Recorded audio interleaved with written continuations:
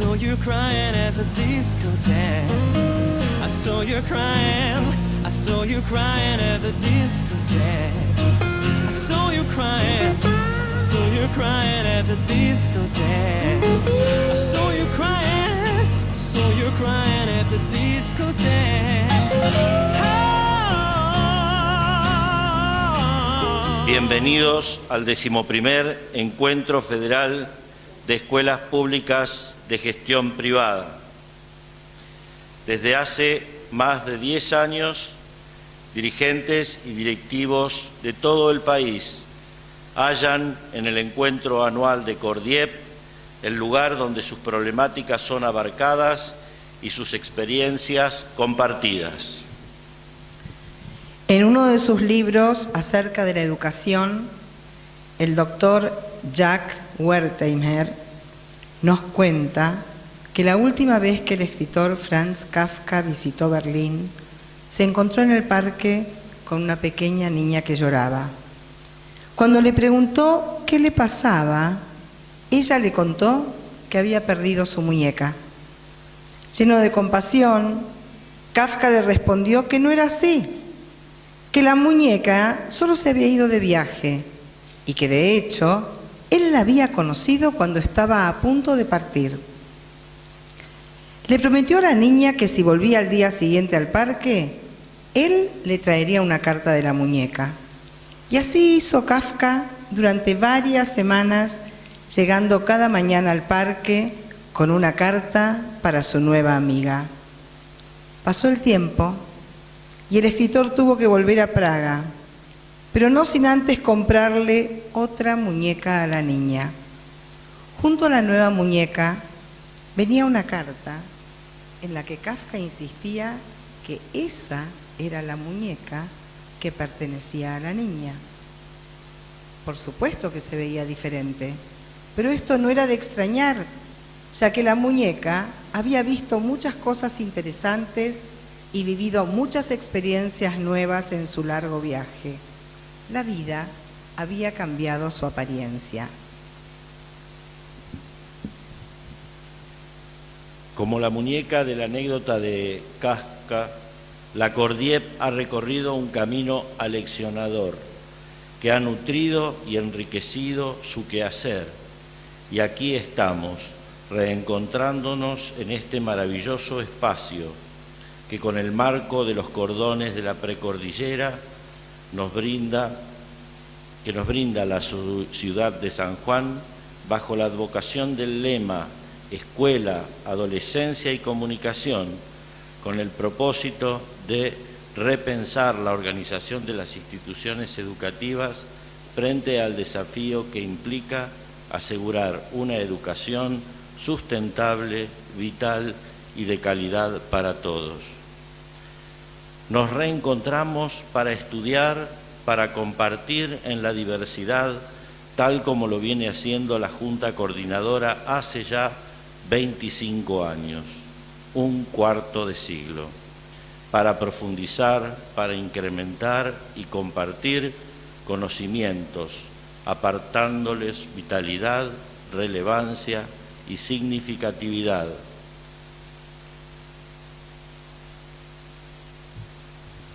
Para recrear la magia que implica cada encuentro, con la certeza que nuestro quehacer consagra el tiempo y el espacio en el que estamos.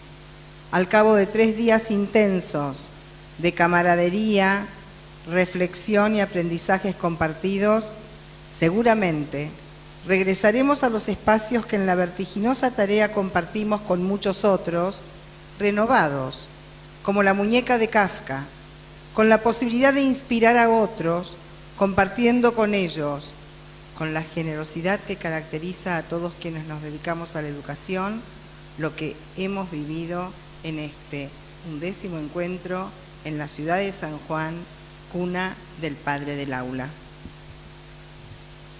Tenemos el honor de contar con la presencia del señor gobernador de la provincia de San Juan, ingeniero José Luis Gioja.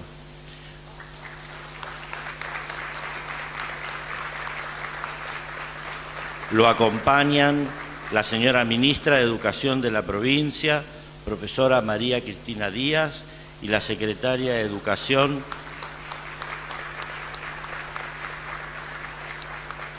profesora Rosana Belli. Contamos también con la presencia del profesor Enrique Martín, director de Asistencia Técnica para la Educación de Gestión Privada del Ministerio de Educación de la Nación.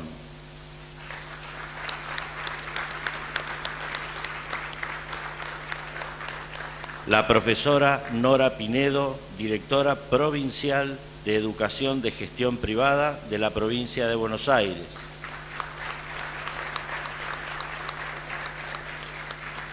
La profesora Beatriz Jáuregui, directora general de la Dirección de Educación Privada de la Ciudad Autónoma de Buenos Aires.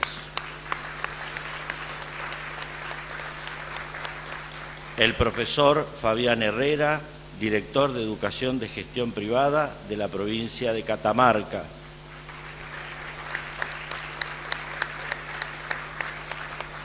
El profesor Julio Fernández, director de Educación de Gestión Privada de la provincia de San Juan.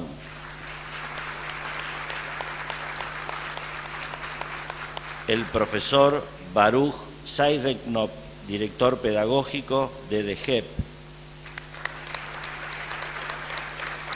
La doctora Erika Kowalski, presidenta del Consejo Gremial de Educación de Gestión Privada. El doctor Guillermo Marconi, del sindicato SAOEP.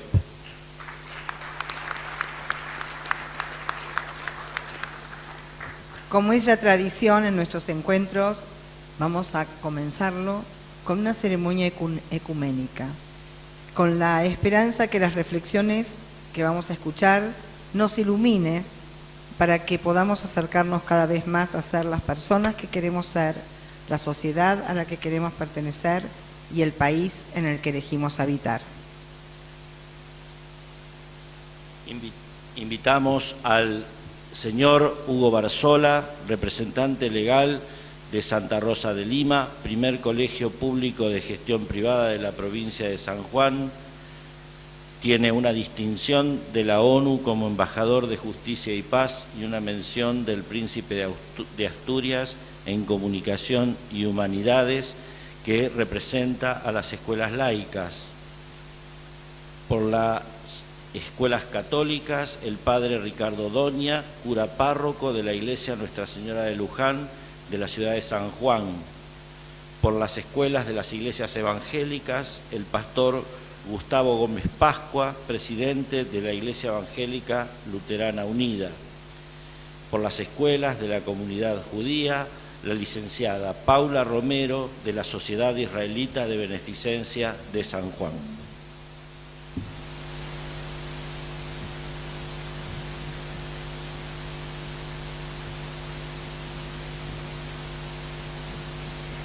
Les vamos a comentar que ellos se han reunido un ratito antes y han decidido cuál es el orden en el que van a exponer y van a traer su reflexión.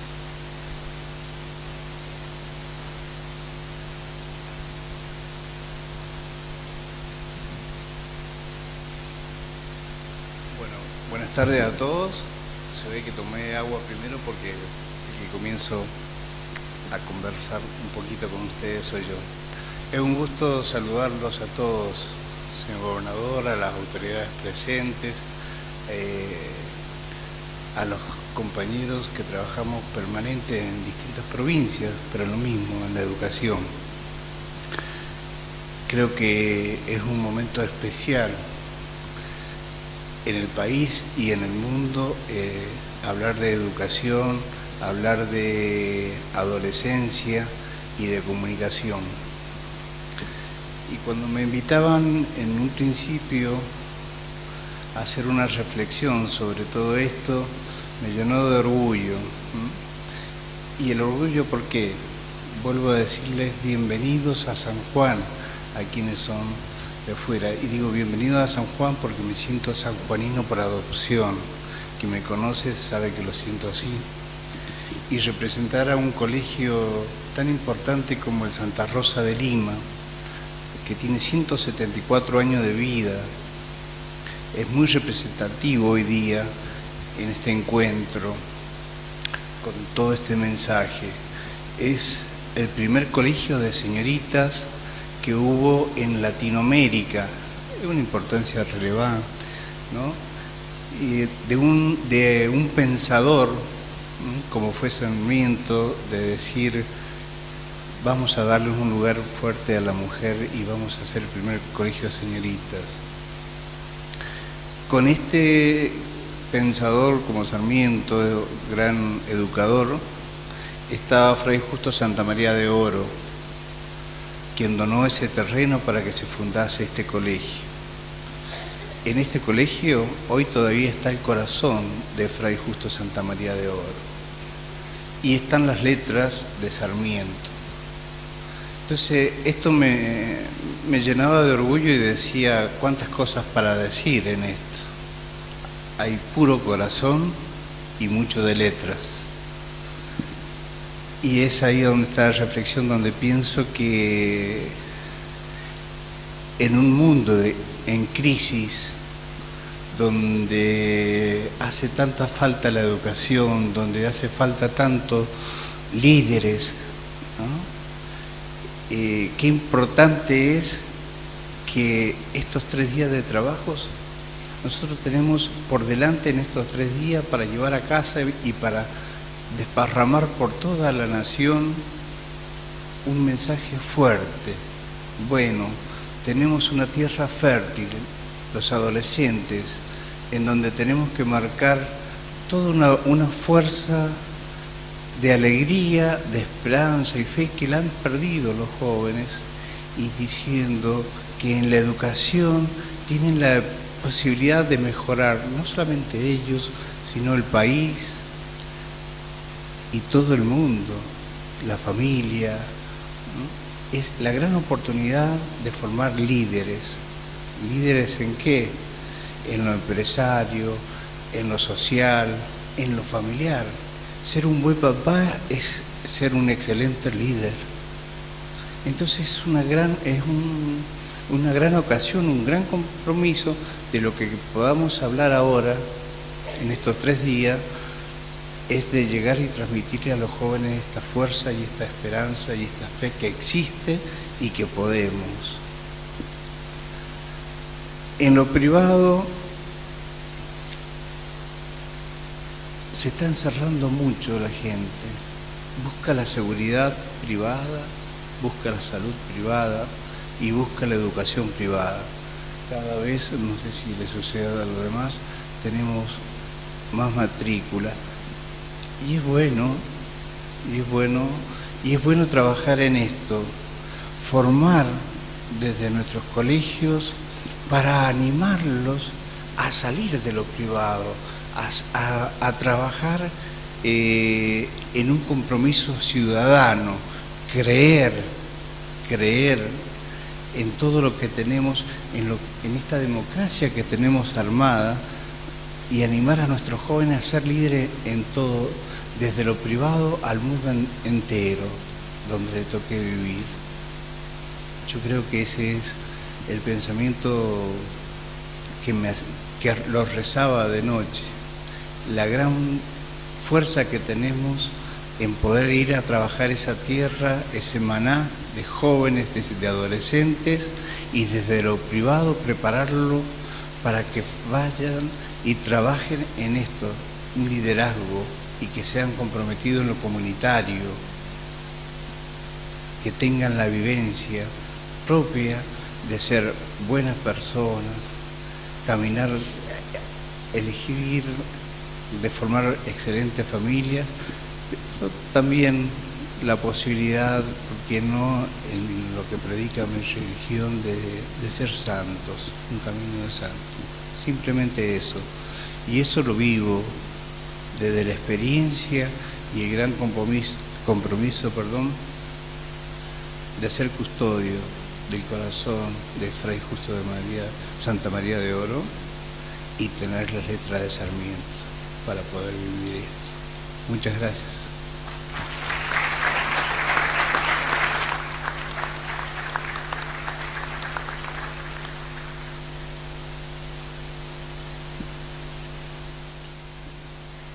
Bueno, shalom a todos. Bienvenidos a los que vienen de afuera. Los saludo con el saludo de la paz. Quiero transmitirles un mensaje que tiene que ver con el pueblo judío. En este momento, en todo el mundo, el pueblo judío está transitando el mes de Elul. Es un momento muy particular.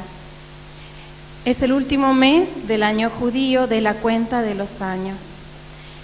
Es un momento de autoevaluación, un balance del alma. Mientras hacemos este balance, nos preguntamos acerca de nosotros, de las personas que tenemos cerca, de nuestros vínculos con los demás. Y como educadores, buena parte de estas preguntas están ligadas a revisar y a revisitar la particular manera que tenemos de transmitir, de comunicar y de legar nuestra tradición a las jóvenes generaciones. No hay una transmisión de creencias, sino hay un enfoque basado en la educación emocional, en la educación espiritual. Quiero mencionar especialmente un párrafo de un discurso de los años 50 de Abraham Yeshua Eshel, un gran filósofo y teólogo judío. Y dice así: el problema de nuestra juventud no es la juventud. El problema es el espíritu de nuestra época, la negación de la trascendencia, la insipidez de los valores, la vacuidad del corazón, la creciente insensibilidad a la cualidad imponderable del espíritu, el derrumbe de la comunicación entre el ámbito de la tradición y el mundo interior de cada individuo. Parece mentira, pero más de 60 años después de haberlo pronunciado, estas palabras siguen totalmente vigentes. Ahora nosotros y a cada uno de nosotros, como educadores, nos corresponde desplegar acciones basadas en las profundas enseñanzas de nuestras fuentes para revitalizar la idea o el concepto de transmisión, de tradición a través de una genuina comunicación con las jóvenes generaciones, mostrándoles a través de nuestras propias conductas modelos inspiradores que quieran imitar. En este contexto, quiero contarles un cuento rabínico que dice así: en Jerusalén, entre los alumnos de las academias rabínicas, circula esta historia.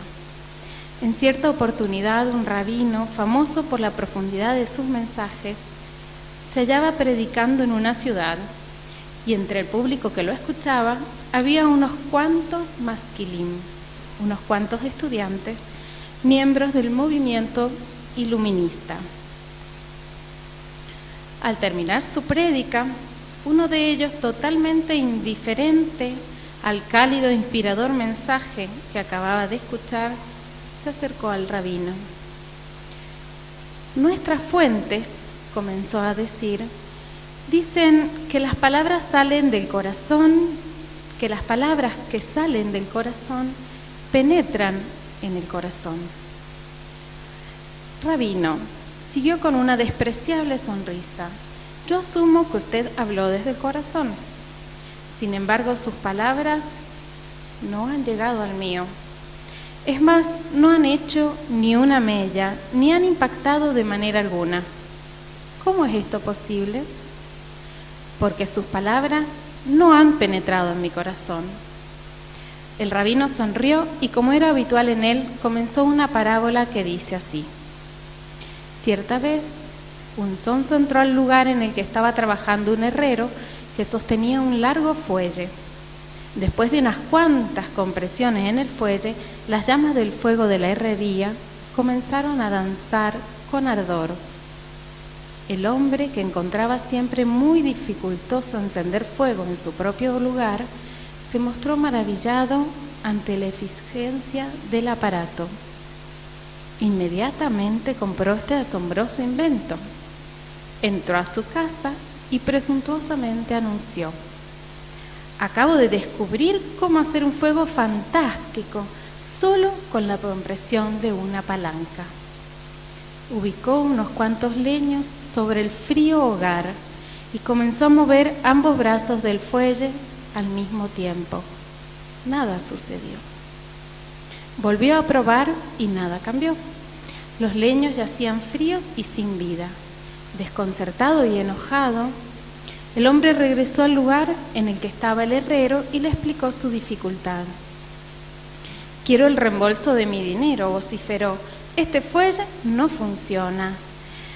Ay, tontuelo, rió el experimentado herrero. Estabas aventando sobre los leños fríos. Debes comenzar vos mismo un pequeño fuego. Si no comienzas con una pequeña chispa, el fuego no crecerá. Finalizada la parábola, el rabino se volvió hacia el estudiante y, sacudiendo tristemente la cabeza, le dijo: si no hay una chispa, el fuelle más largo no podrá avivar el fuego. Aquí a los educadores nos toca no solo transmitir el conocimiento, sino también encender chispas que movilicen a cada ser humano a hacer un aporte sustantivo para la reparación de la sociedad en la que viven y de todo el mundo en que habitamos. Y en el judaísmo esto le llamamos Letaken Olam B'Malchut Shaddai. Nuevamente, shalom a todos y muchas gracias por la invitación. Voy a traducir a Paula. Lo que dijo en hebreo es reparar el mundo en el reino de Dios.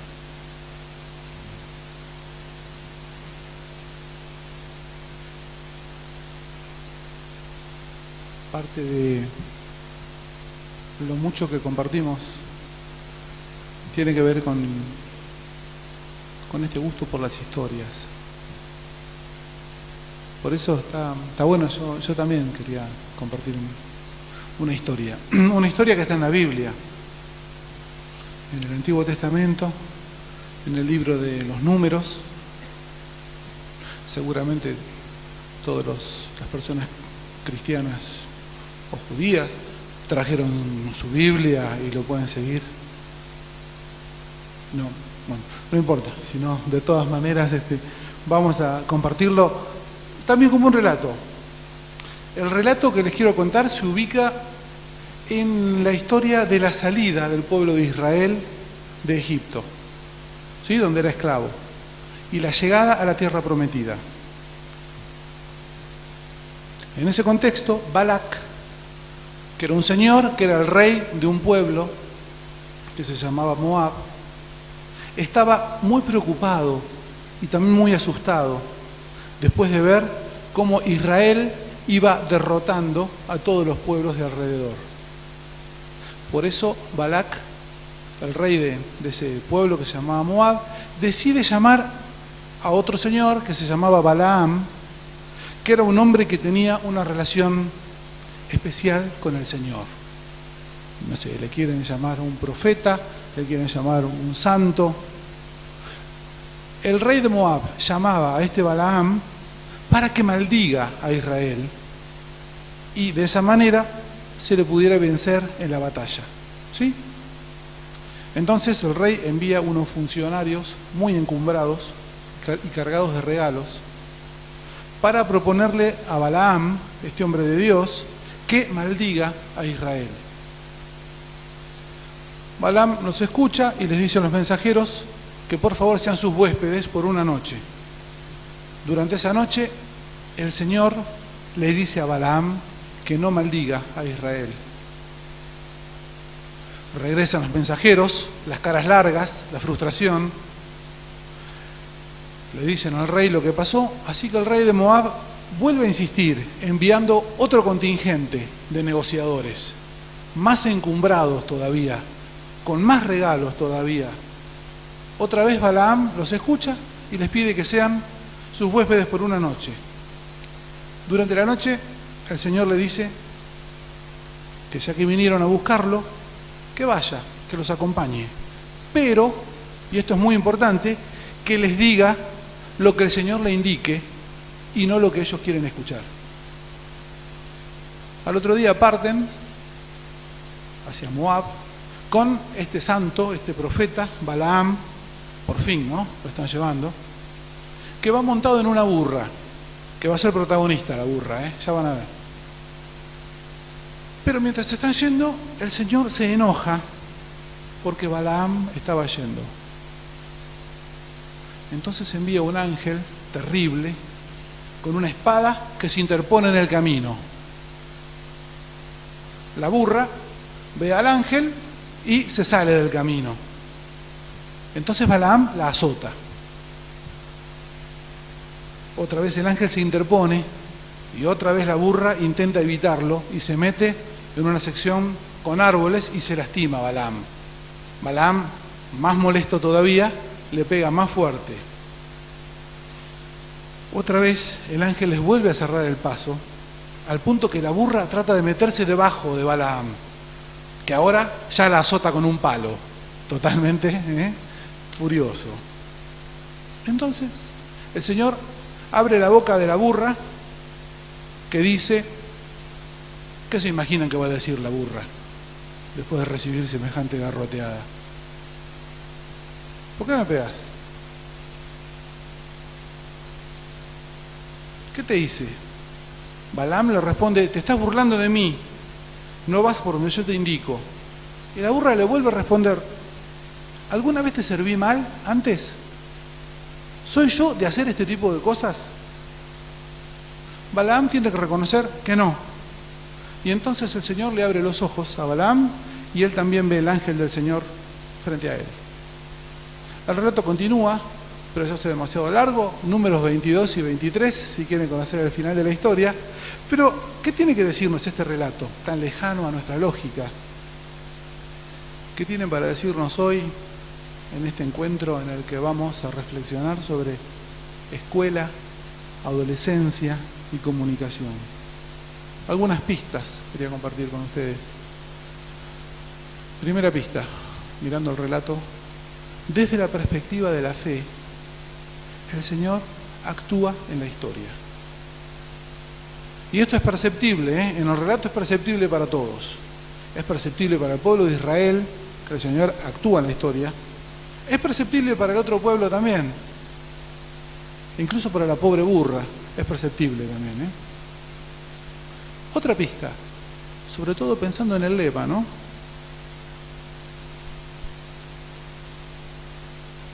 Escuela, adolescencia y comunicación. Digo, otra pista es cuidado. No sea cosa que nuestra falta de visión nos lleve a castigar a los más vulnerables. En el lugar en el que estemos, en el que nos toque estar.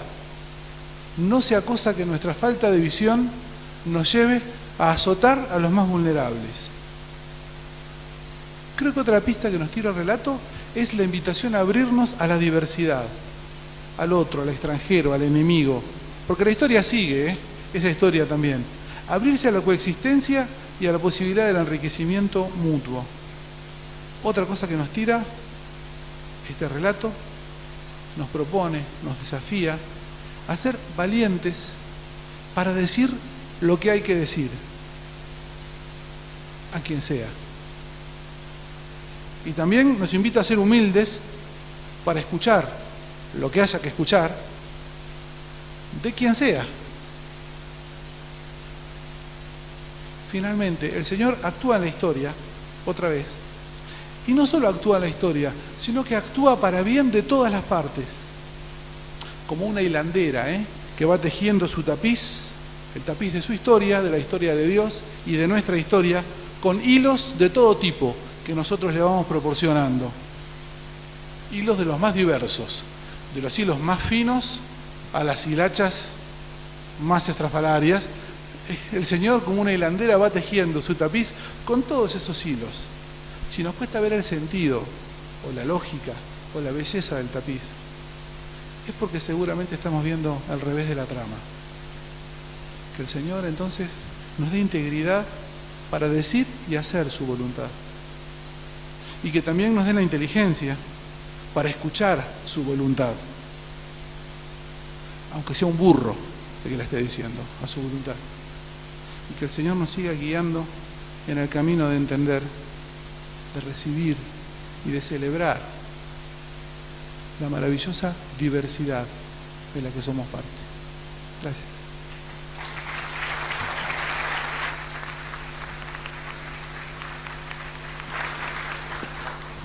Buenas tardes para todos.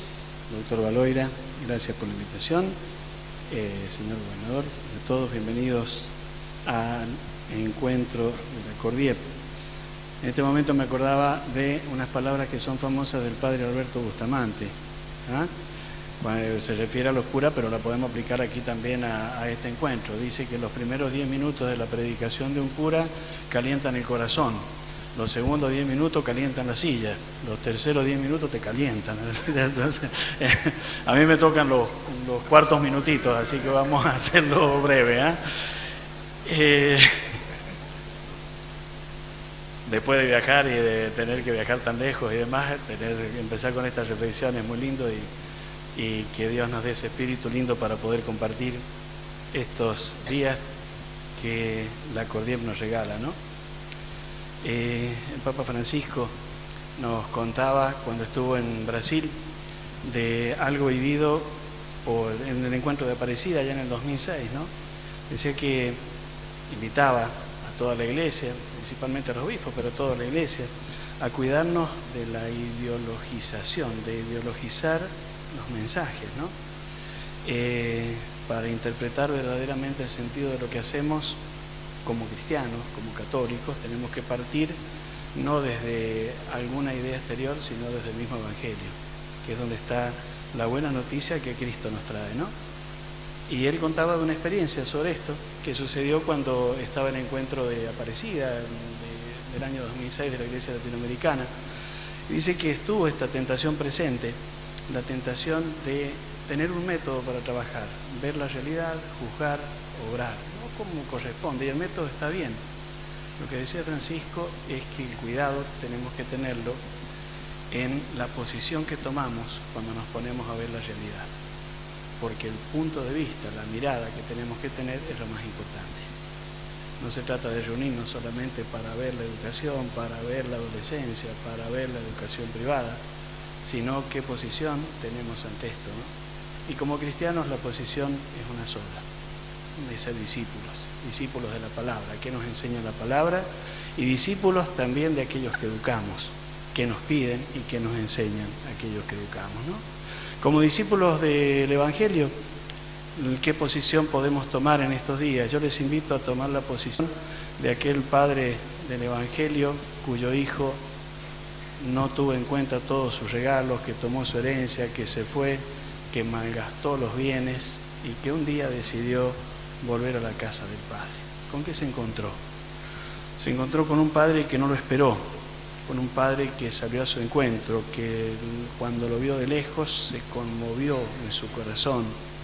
Un padre que corrió a encontrarlo, que no tuvo miedo ni reparo en abrazarlo, en besarlo. Un padre que se alegró porque descubrió que su hijo no estaba muerto, sino que estaba vivo, que su hijo había sido encontrado. Y esto nos da el perfil de educador que tenemos que tener, ¿no? Como educadores tenemos que tener el corazón de ese padre, ¿no? Tenemos que ser las personas que no perdamos la esperanza, que sepamos esperar, que estemos atentos, porque podemos hablar mucho de la adolescencia y de lo perdido que está todo, el mundo que no entendemos.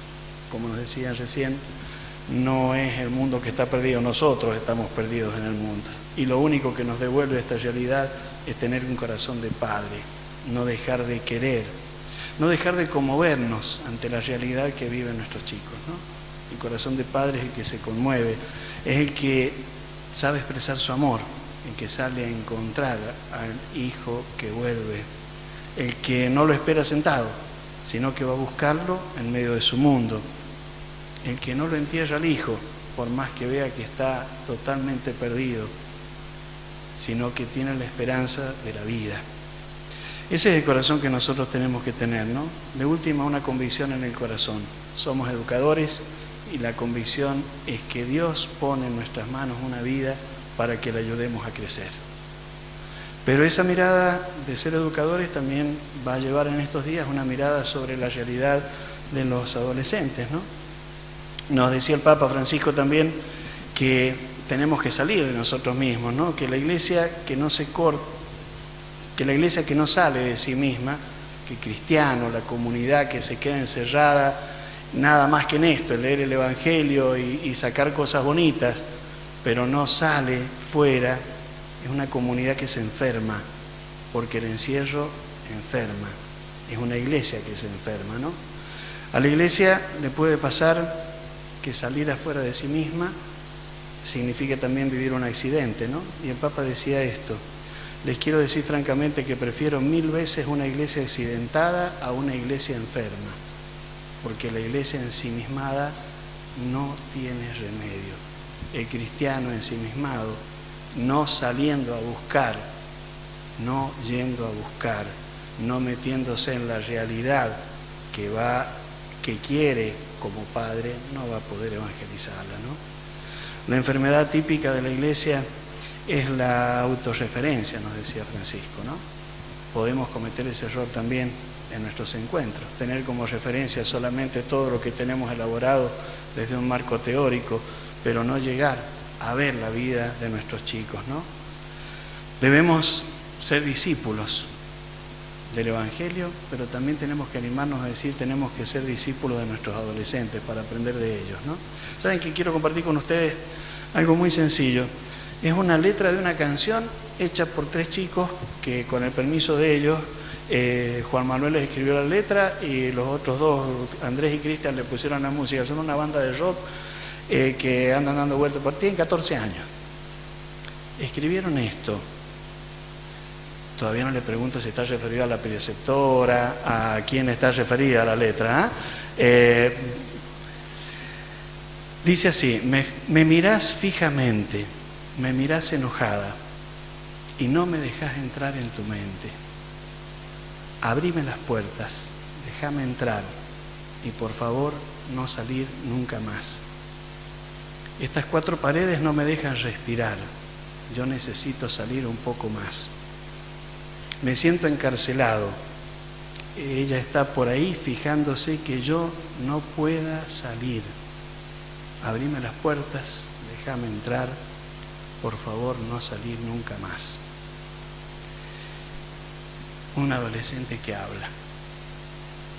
Cuando le pregunté a quién le hablaban, y ahí hay distintas realidades, ¿no? Ellos dijeron, escribimos lo que sentíamos.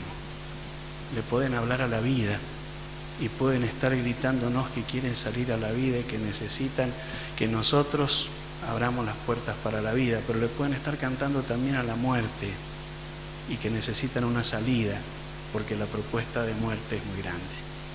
Las 4 paredes no son el aula. Muchas veces las 4 paredes son la familia, cuando uno está bien afianzada, cuidándolos. Muchas veces las paredes somos nosotros, cuando nos quedamos solamente en la estructura que enseñamos. Y ese estribillo de esa canción creo que es un llamado al corazón de todos, ¿no? Abrime las puertas de tu corazón, déjame entrar en tu corazón. Ahí es donde tienen que estar nuestros chicos, ¿no? No en un aula, no en el aula con la mejor tecnología, en nuestro corazón, para que podamos darles la mejor vida, para que podamos convertirlos en las mejores personas, los mejores ciudadanos y los mejores cristianos también, ¿no? Que Dios nos regale que en estos días podamos darle también ese espacio en nuestro corazón a todos los adolescentes que la tarea educativa nos confía. Dicho de otra forma, esto último, nos decía hace unos días atrás el padre Alberto Bustamante, que es presidente de CONADEC, que la mayoría de los que están acá lo conocen, hablándonos a los sacerdotes de San Juan, una reflexión muy al estilo padre Alberto Bustamante, ¿no? En esa teología tan linda y tan aplicada a la vida cotidiana que tiene el padre Alberto. Nos decía a los sacerdotes, acuérdense curas, que el único animal que se cura a sí mismo lamiéndose es el perro. Nosotros no podemos ser perros. El cristiano se cura a sí mismo curando a los demás. Se salva a sí mismo salvando a los demás.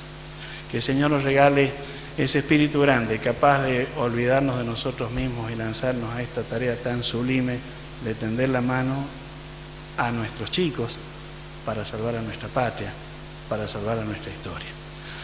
Bienvenidos a San Juan, que puedan disfrutar nuestra tierra, nuestro sol. Se asustaron con el frío esta mañana, señor gobernador, ¿eh? Pero van a tener días lindos para poder compartir, y a todos los que puedan llegar al Valle de la Luna también que lo puedan disfrutar mucho viendo la mano del Creador en nuestra tierra. Que el Señor les bendiga y les conceda unas jornadas llenas de paz para poder profundizar en la tarea educativa que estamos viviendo. Sí.